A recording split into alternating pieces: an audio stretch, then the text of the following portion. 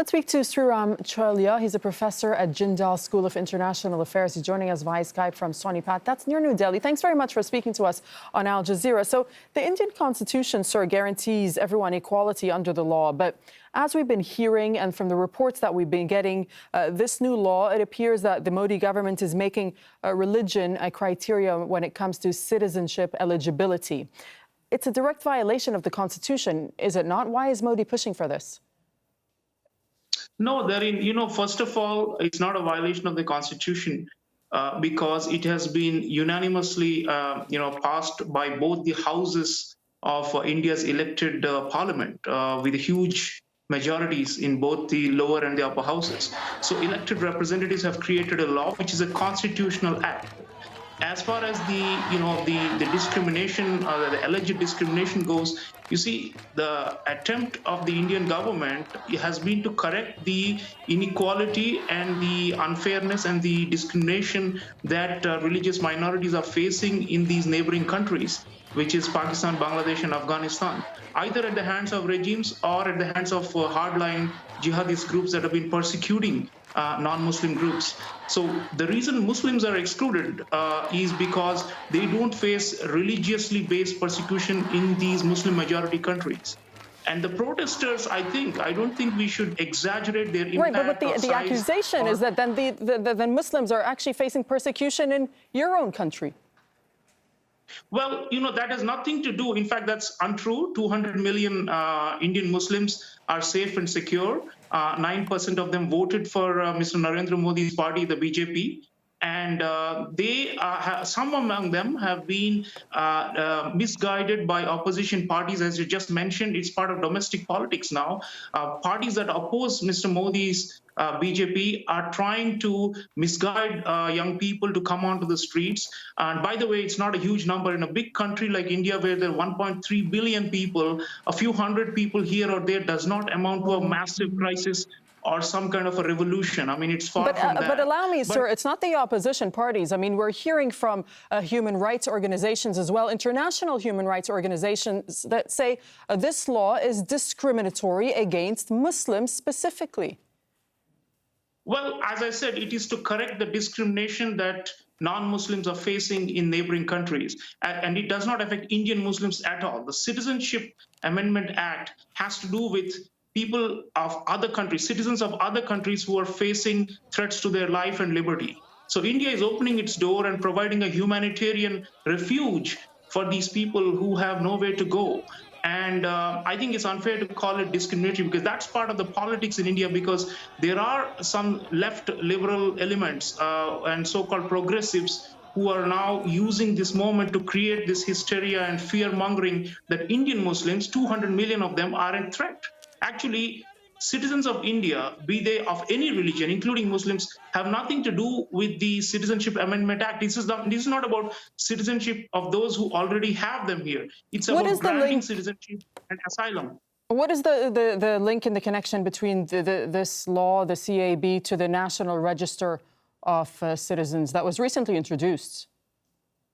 Therein, this is a kind of, the connection between these two is actually untrue. This has been propagated by the opposition groups to whip up a hysteria that Indian Muslims are a threat, because the National Registry for Citizens is not a law. The Citizenship Amendment Act, which pertains to minorities in Bangladesh, Afghanistan, Pakistan, has already become a law. It might not be law, but it is policy. It is strictly... Allow me, just for the sake of time, it is strictly BJP policy. I mean, the Union Home Minister, Ahmed Shah, said this in April, and I'm quoting, "First, we will bring Citizenship Amendment Bill, and we will give citizenship to the Hindu, Buddhist, Sikh, and Christian refugees, the religious minorities from the neighboring nations. Then we will implement the NRC to flush out the infiltrators from our country." Who's he talking about here? Yeah, he's talking about a very large number, more than 20 million illegal immigrants who are not facing any threat to their life, but who have mostly come across the porous border from Bangladesh in the eastern India.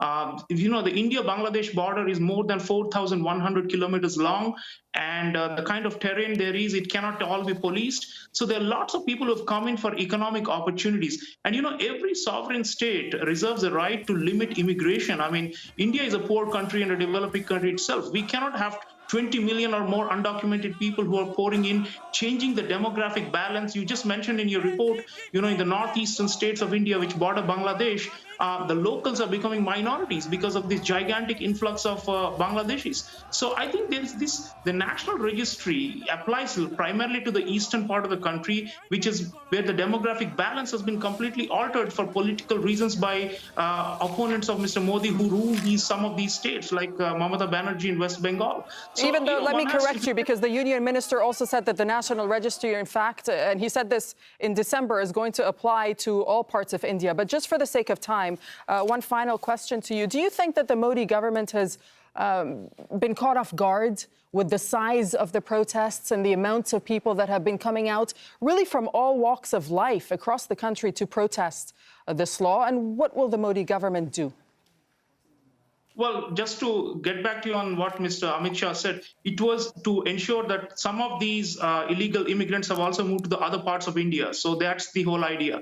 And the ones who are causing trouble can be deported.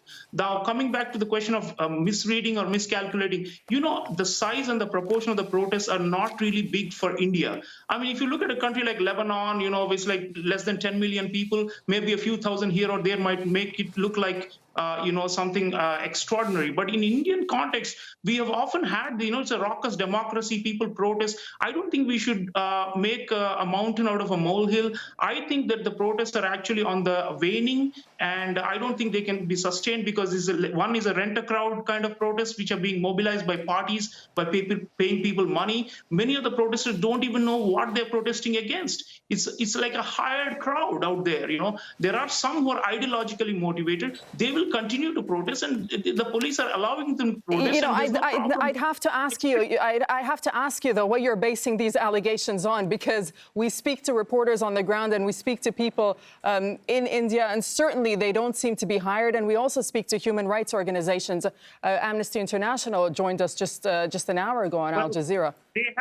They have an agenda therein. The human rights organizations criticize most countries and most governments. They are ideologically biased. As far as the protesters go, there is plenty of evidence, videographed evidence by news media showing where reporters are asking protesters, what is the Citizenship Amendment Act? And it's a blank. They don't even know what it contains. Then why are you protesting? Oh, we've been asked to come here. Who has asked them to come there? This is a political game that's being played. It's not a mass movement by any means. Sreeram Chaulia, we thank you very much for speaking to us from India.